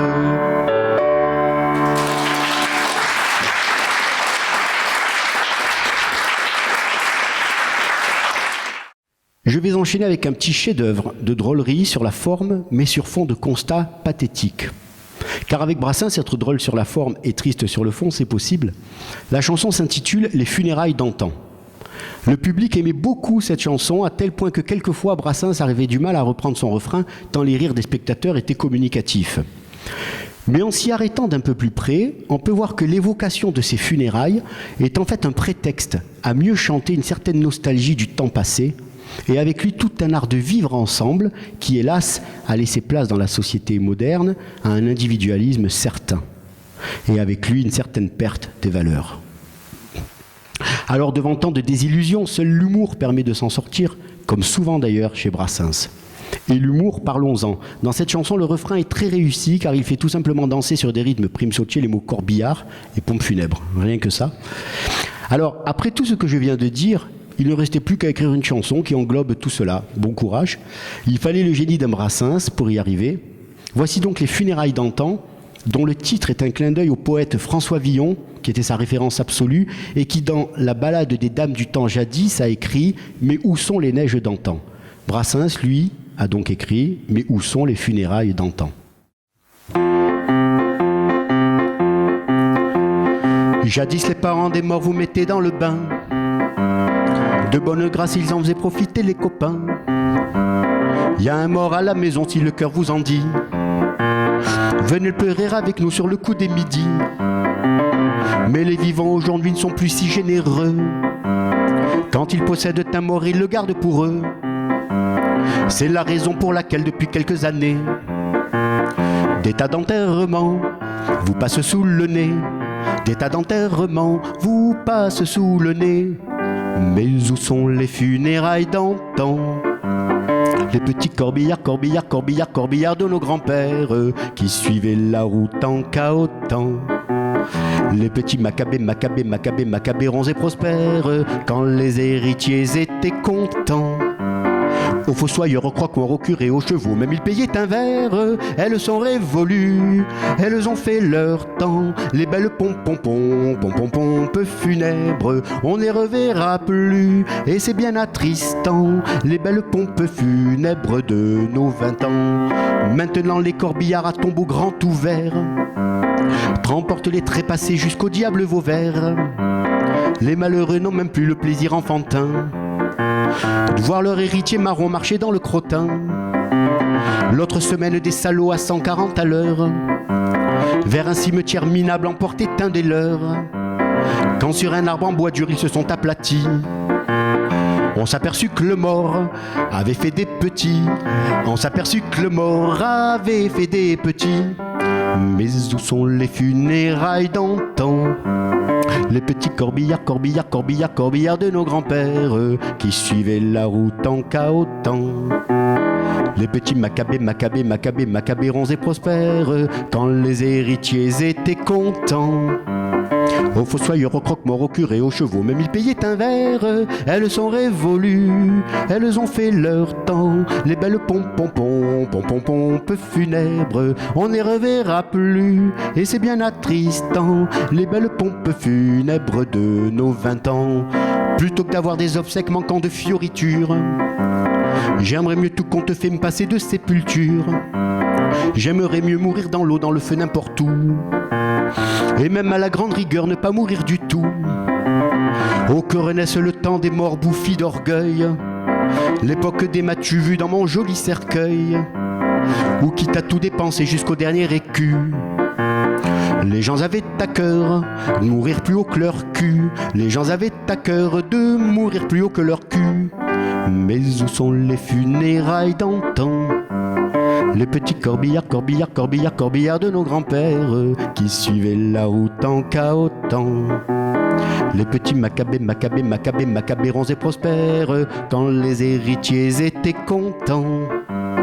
Aux fossoyeurs, aux croque-morts, aux corées, aux chevaux, même ils payaient un verre. Elles sont révolues, elles ont fait leur temps. Les belles pompes funèbres, on ne les reverra plus, et c'est bien attristant. Les belles pompes funèbres de nos 20 ans.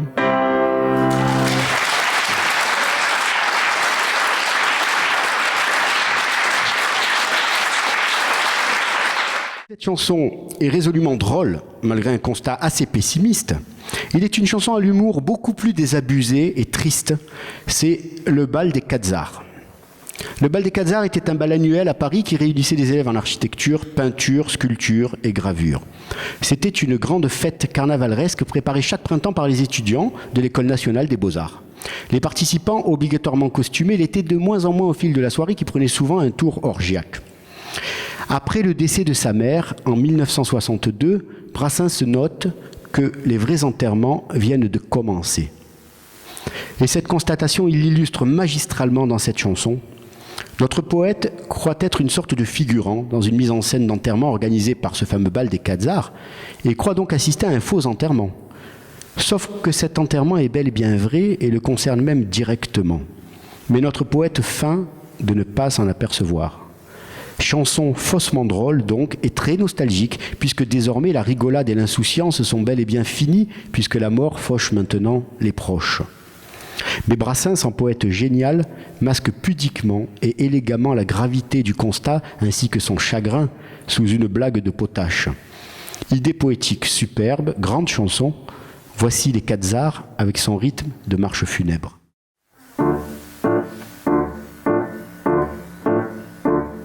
Les copains affligés, les copines en pleurs, la boîte à dominos enfouie sous les fleurs, tout le monde équipé de sa tenue de deuil. La farce était bien bonne et valait le coup d'œil. Les Khazars avaient fait les choses comme il faut. L'enterrement paraissait officiel. Bravo, la mort ne chantait pas à ce qu'on s'emmerde ici. Il prenait son trépas à cœur cette fois-ci. Et les bons hommes chargés de la levée du corps ne chantaient pas non plus Saint-Éloi bande encore. Les Khazars avaient fait les choses comme il faut.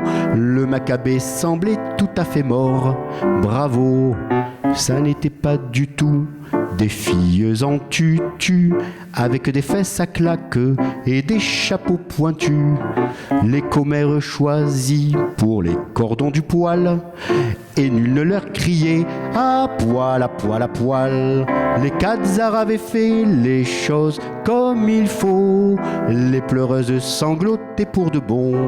Bravo, le curé n'avait pas un goupillon factice, un de ces goupillons en forme de phallus. Et quand il y alla de ces de profondis, l'enfant de cœur répliqua pas morpionibus. Les Khazars avaient fait les choses comme il faut. Le curé venait pas de Camaret. Bravo.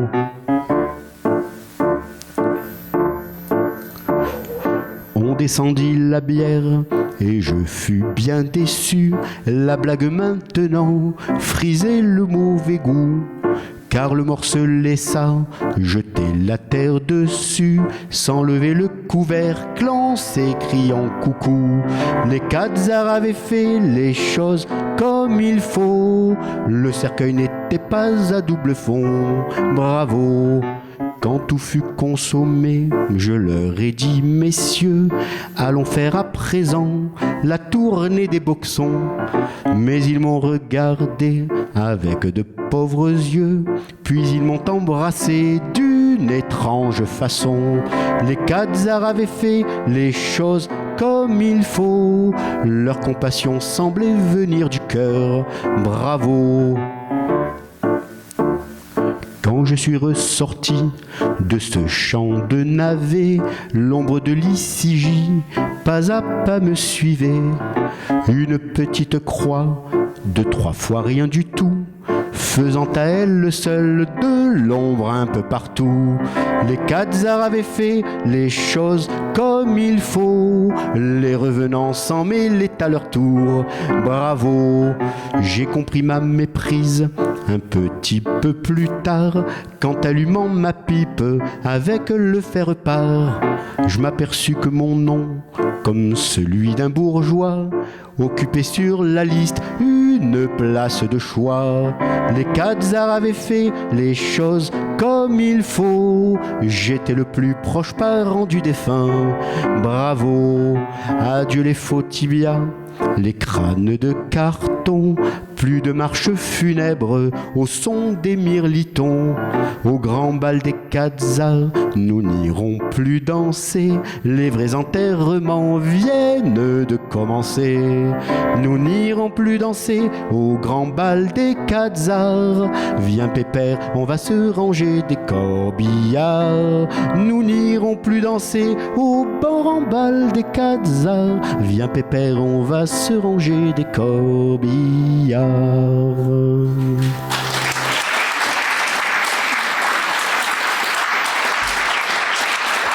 Merci. Je vais finir sur ce sujet avec la chanson incontournable, tant elle est grande et belle. Je suppose que vous devez peut-être même l'espérer. C'est la supplique pour être enterré à la plage de Sète. Pour moi, c'est la chanson à emporter sur une île déserte.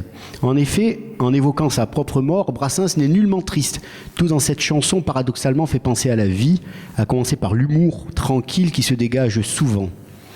Une chanson qu'il a mis des années à finir, et comme on le comprend, puisqu'il y a une idée poétique à chaque strophe, et comme Brassens le disait, vous savez, les idées poétiques, c'est vraiment ce qu'il y a de plus rare. Alors, imaginons-nous sur la plage de Sète, celle-là même que vous allez voir, qui est la plage de la Corniche à Sète, ou au bord de l'étang de Thau, là où Brassens allait nager avec ses copains d'adolescence. Ayons les yeux rivés sur l'horizon, au point précis où celui-ci et la mer Méditerranée se rejoignent, et laissons-nous emporter sur ces flots d'éternité, supplique pour être enterré à la plage de Sète.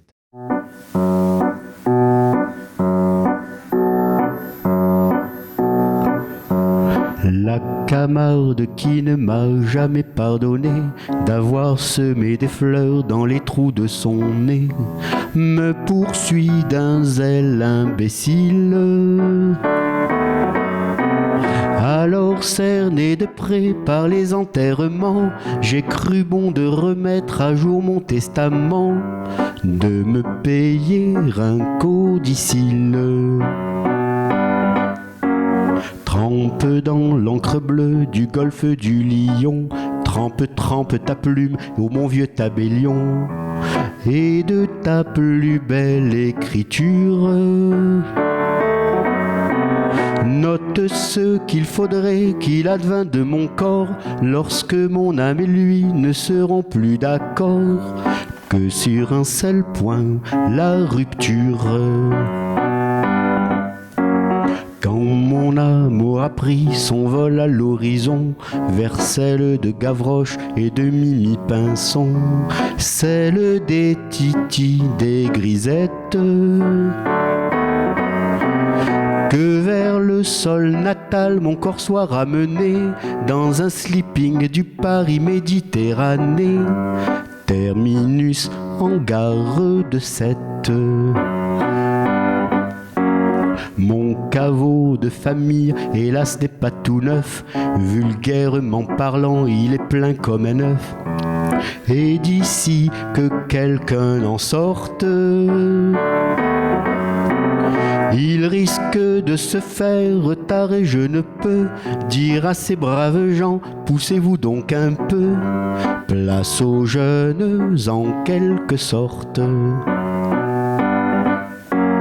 Juste au bord de la mer, à 2 pas des flots bleus, creusez si c'est possible un petit trou moelleux, une bonne petite niche. Auprès de mes amis d'enfance les dauphins, le long de cette grève où le sable est si fin, sur la plage de la Corniche. C'est une plage où même à ces moments furieux, Neptune ne se prend jamais trop au sérieux, ou quand un bateau fait naufrage, le capitaine crie, je suis le maître à bord, sauve qui peut le vin et le pastis d'abord, chacun sa bonbonne et courage. Et c'est là que jadis, à 15 ans révolus, à l'âge où s'amuser tout seul ne suffit plus, je connus la prime amourette. Auprès d'une sirène, une femme poisson, je reçus de l'amour la première leçon, avaler la première arête.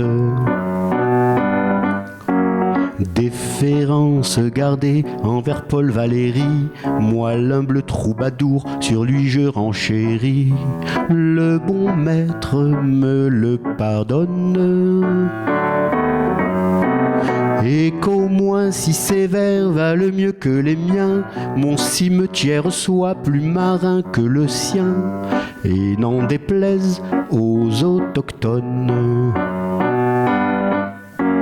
Cette tombe en sandwich entre le ciel et l'eau ne donnera pas une ombre triste au tableau, mais un charme indéfinissable. Les baigneuses s'en serviront de paravent pour changer de tenue, et les petits enfants diront chouette, un château de sable. Est-ce trop demandé sur mon petit lopin, planté, je vous en prie, une espèce de pin, pin parasol de préférence, qui saura prémunir contre l'insolation les bons amis venus faire sur ma concession d'affectueuse révérence. Tantôt venant d'Espagne et tantôt d'Italie, tout chargé de parfums, de musique jolie, le Mistral et la Tramontane. Sur mon dernier sommeil verseront les échos de Villanelle un jour de fandango, de tarentelle, de sardane. Et qu'en prenant ma butte en guise d'oreiller, une ondine viendra gentiment sommeiller, avec moins que rien de costume. J'en demande pardon par avance à Jésus, si l'ombre de ma croix s'y couche un peu dessus, pour un petit bonheur posthume. Pauvre roi Pharaon, pauvre Napoléon, pauvre grand disparu gisant au Panthéon, pauvre cendre de conséquences. Vous envierez un peu l'éternel estivant qui fait du pédalo sur la vague en rêvant, qui passe sa mort en vacances. Vous envierez un peu l'éternel estivant qui fait du pédalo sur la vague en rêvant, qui passe sa mort en vacances.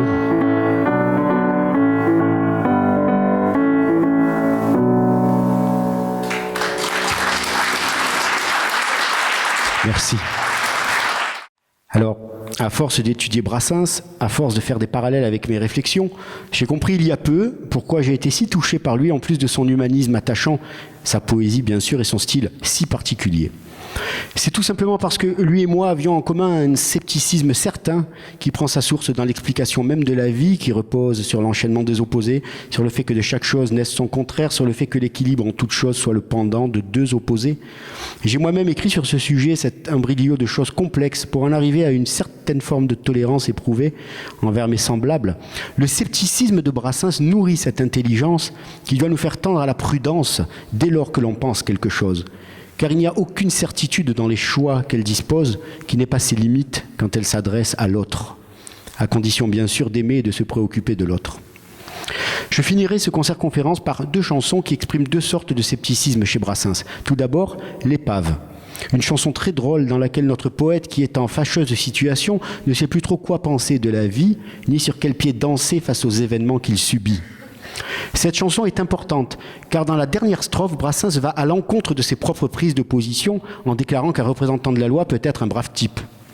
Là aussi, j'entends dire que Brassens est contre l'ordre, la religion, la morale, ce qui est absolument faux.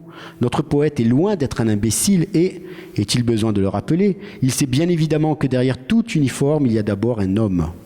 Alors, accordons-lui le privilège de sa liberté sans l'enfermer dans des schémas de pensée réducteurs. La deuxième chanson est l'une de mes préférées, une véritable fable, rien que dans le titre déjà, puisqu'elle s'intitule « La rose, la bouteille et la poignée de main ». Écoutez bien cette chanson touchée par la grâce et qui exprime un désenchantement certain face au monde et l'inversion des valeurs qui va avec, si bien nous dit Brassens que si l'on est honnête aujourd'hui, ça paraît louche. Et dans cette chanson, la façon de le dire est magnifique. Voici donc l'épave, suivie de « La rose, la bouteille et la poignée de main ».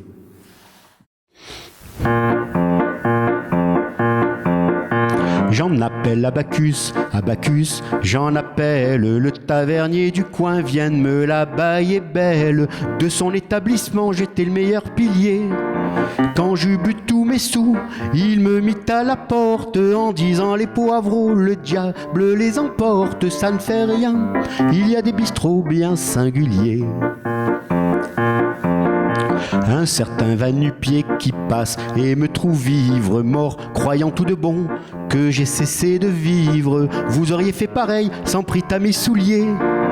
Pauvre homme, vu les tapites de mes godasses, je doute qu'il trouve avec son chemin de Damas. Ça ne fait rien, il y a des passants bien singuliers.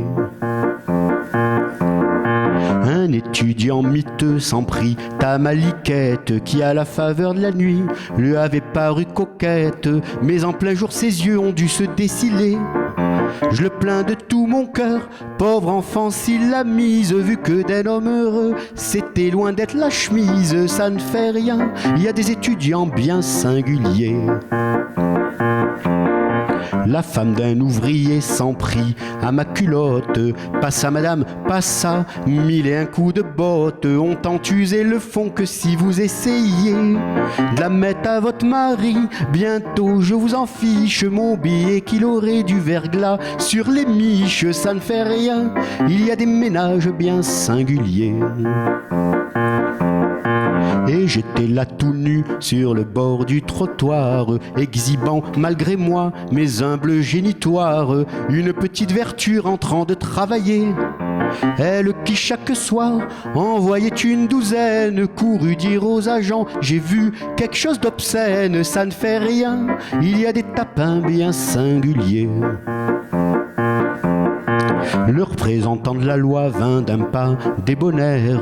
Sitôt qu'il m'aperçut, il s'écria: tonnerre, on est en plein hiver et si vous vous geliez. Et de peur que je n'attrape une fluxion poitrine, le bourre il me couvrit avec sa pèlerine. Ça ne fait rien, il y a des flics bien singuliers. Et depuis ce jour-là, moi le fier, le bravache, moi dont le cri de guerre fut toujours mort aux vaches, plus une fois d'ailleurs je n'ai pu le brailler. J'essaye bien encore, mais ma langue honteuse retombe lourdement dans ma bouche pâteuse. Ça ne fait rien, nous vivons un temps bien singulier.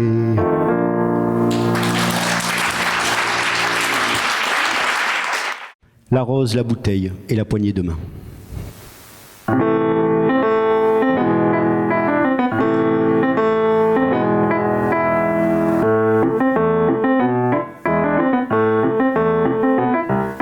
Cette rose avait glissé de la gerbe qu'un héros gâteux portait au monument aux morts.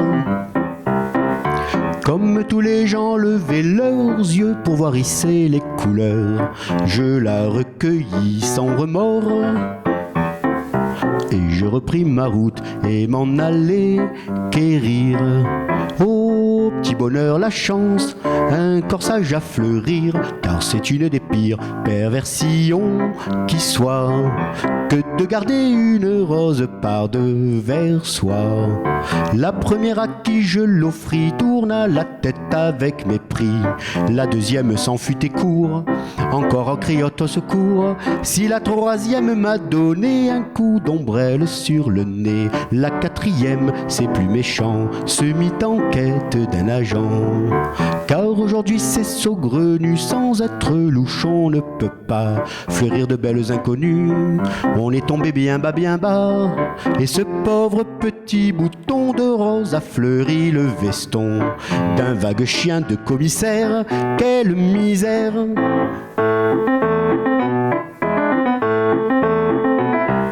Cette bouteille était tombée de la soutane d'un abbé sortant de la messe ivre-mort.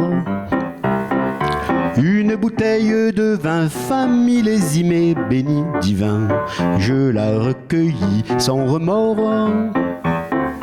Et je repris ma route en cherchant plein d'espoir un brave gosier sec pour m'aider à la boire, car c'est une des pires perversions qui soit que de garder du vin béni par devers soi. Le premier refusa mon verre en me lorgnant d'un œil sévère, le deuxième d'un air railleur de m'en aller cuver ailleurs. Si le troisième sans retard au nez m'a jeté le nectar, le quatrième, c'est plus méchant, se mit en quête d'un agent. Car aujourd'hui c'est saugrenu, sans être louche on ne peut pas trinquer avec des inconnus. On est tombé bien bas, et là avec bouteille de 20 millésimés béni divin, les flics se sont rincés la dalle, un vrai scandale.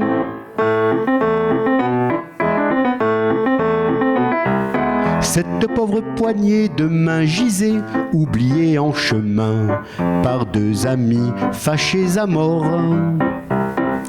Quelque peu décontenancée, elle était là dans le fossé. Je la recueillis sans remords. Et je repris ma route avec l'intention de faire circuler la virile effusion, car c'est une des pires perversions qui soit que de garder une poignée de main par devers soi. Le premier m'a dit « fous le camp, j'aurais peur de salir mes gants ». Le deuxième d'un air dévot me donna sans sou d'ailleurs faux. Si le troisième ours mal léché dans ma main tendue à cracher, le quatrième c'est plus méchant, se mit en quête d'un agent. Car aujourd'hui c'est saugrenu, sans être louchon ne peut pas serrer la main des inconnus. On est tombé bien bas, et la pauvre poignée de main victime d'un sort inhumain elle a terminé sa carrière à la fourrière.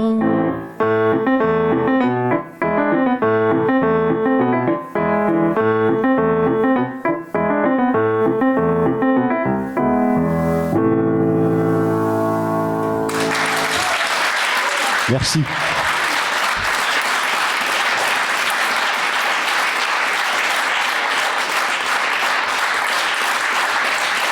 Pour finir, concernant son scepticisme, je citerai juste les deux derniers couplets d'une chanson posthume intitulée Le Vieux Normand, que peu connaissent, où Brassens exprime son scepticisme en ces termes.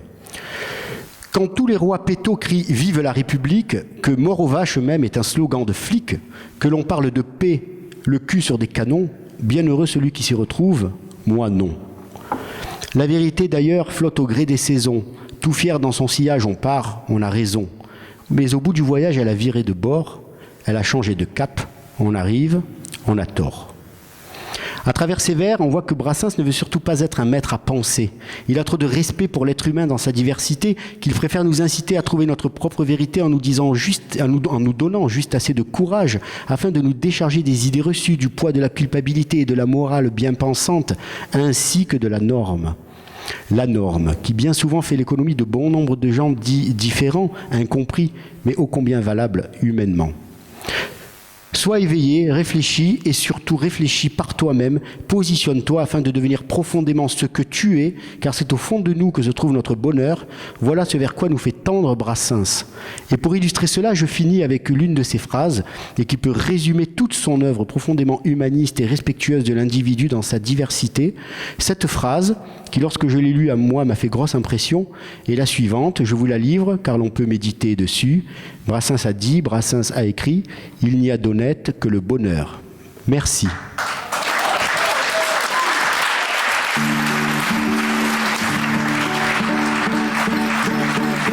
Non, ce n'était pas le radeau de la Méduse, ce bateau, qu'on se le dise au fond des ports, le dise au fond des ports.